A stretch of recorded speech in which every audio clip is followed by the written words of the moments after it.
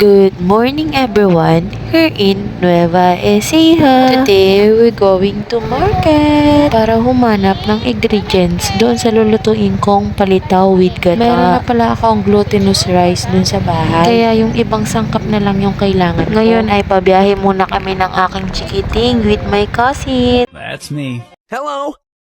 Medyo malayo pala yung palengke sa amin. Mga 30 minutes pa yung biyahe namin bago kami makarating sa palengke. Ito nga palang anak ko ay tuwang-tuwa sa biyahe kapag nakasakay siya sa motor. Kasi mas gusto niya yung malakas na hangin dahil doon ay nag-e-enjoy siya tuwing nagbiyahe kami gamit yung motor. Iba talaga yung mood niya kapag motor yung gamit namin. Nga pala ay nakarating na pala kami dito sa palengke. Sakto at may tiyanggi pala ngayon. Bago ako bumili ng mga sangkap para sa aking lulutuin, ay naglakad-lakad muna kami para tignan yung mga tinda dito sa tiyanggi. Mag-window shopping muna ang lola mo.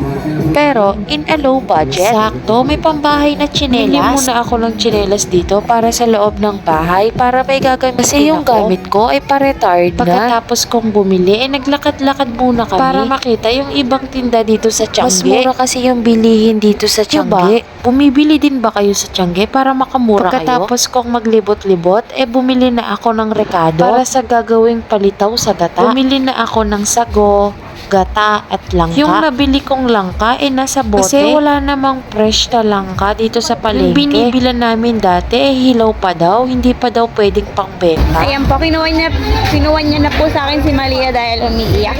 Hinahanap po ang kanyang mama. Umiiyak na ang batang chikiting.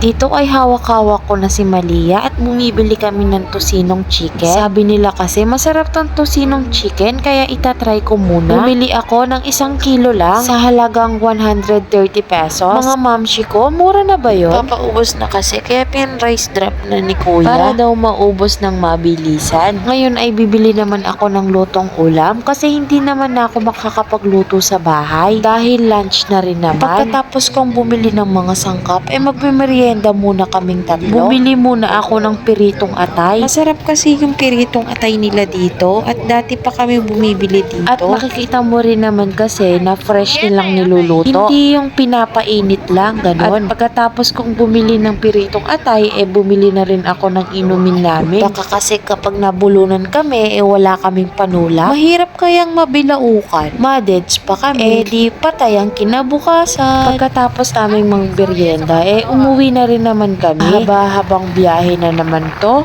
Ito, yung bulingkit ko, lobat ka din. Mukhang napagod ata sa pamamalengke.